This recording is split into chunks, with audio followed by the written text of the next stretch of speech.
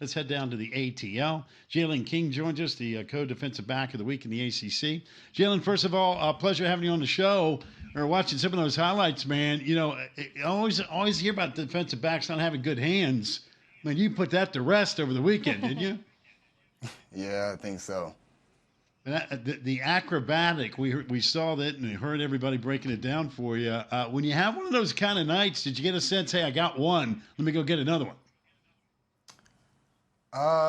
No. Just when that happened, my main mindset was, let's end the game now. Let's not give them another chance to put the ball in there and try and score. So just wanted to go ahead, get down, and end the game.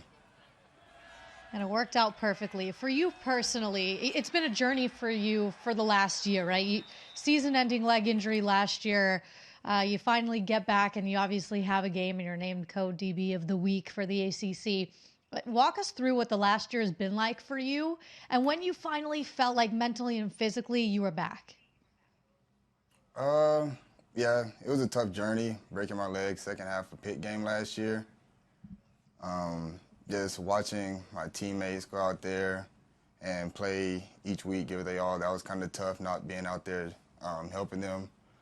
Also, just going through a coaching change, that was a struggle in itself.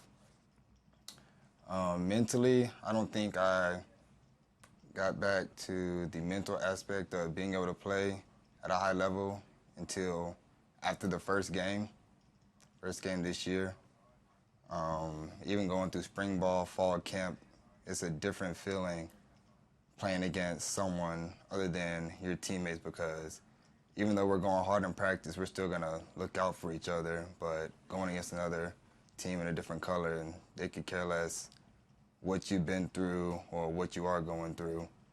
So just being able to go through that game and complete it and not have it come out there, or I wouldn't say scotch-free, but with limited injuries and my body feeling decent, that's when I realized that I'm back from my injury and I can play. Jaylon, you mentioned the coaching change. We've been really impressed every time we've been around Coach Key and his attitude and his conviction to how the game's supposed to be played. It was really cool to watch your team last year getting off to a terrible start, then the coaching change, and then all of a sudden you guys bought in. The off season, the summer and the fall camp, talk about the impact that he has had on this program from not only a physical standpoint, but also the mental approach. I feel like he's given the players the chance to lead the team. So this team is really player-led. We're the ones that make the thing go, make the rules, pretty much set the tone for practices, meetings, games, things of that nature. Obviously, he comes in, gives us a speech, and tells us his expectations, but we're the ones that go out there and make sure everybody plays to those expectations. With that being said, first ACC win with Coach Key as the definitive head coach. I know he was interim last year, but this win against Wake was the first one on the road. What were the emotions like in the locker room after that one with this group? It was a great win. Emotions were high. We were excited to bring this win home.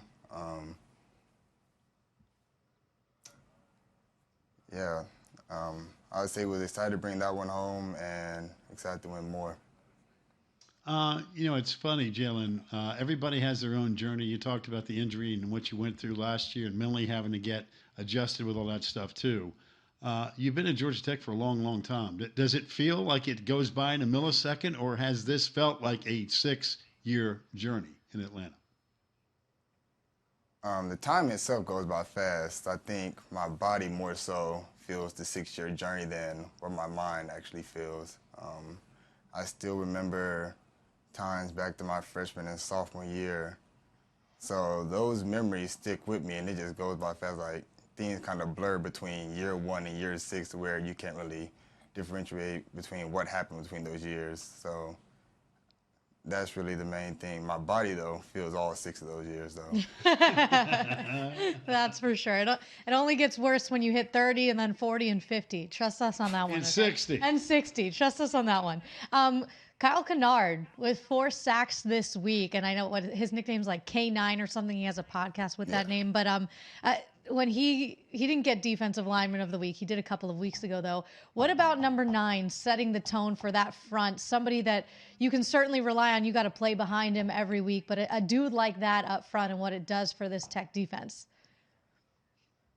Yeah, not just him, but the whole defensive line played great. Front 7 played their butts off that game, really relieved the pressure on the back end.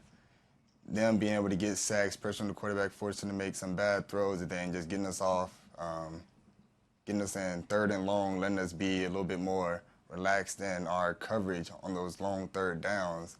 I mean, that's incredible for a D-line and then help the secondary that way. I mean, I think that helped our 3rd down percentage go up, just them getting them off schedule on 1st and 2nd down. Jaylon, what's the one thing about this team that a lot of folks in the ACC don't know yet about Georgia Tech? I would say that we're a resilient team and that we know how to learn from our mistakes. I feel like from game 1 to game 4, we haven't been making these same mistakes that we did earlier in the season. I'll also say we're a disciplined team for the most part in terms of turnovers, penalties. I know last game was a little bit of a setback, but before that, penalties and turnovers, I feel like we're very disciplined in those aspects. You're a DB, so you get to be inside at practice. You kind of mentioned that earlier in this interview, throughout spring and fall, going up against your own dudes. A guy that has stood out to me, obviously your quarterback and Haynes King has been outstanding, but Eric Singleton Jr., and since you're in year 6, you're looking at a freshman wide receiver who has scored a touchdown in every single game so far, and he's become a huge target for you guys. You go up against him at practice. What stands out to you about this young receiver? He's confident. I know most would say his speed, but besides that, he's confident. He's confident in his play, confident in his scheme. That's why he's able to make great plays on Saturday. So just that confidence, I'll say, for him to keep that up, and it'll take him a long way. By the way, given the fact that you've been at Georgia Tech now for 100 years, as we've pointed out, academically, you can't make any shortcuts. This is a great academic institution. What's that experience been like, given your extended stay?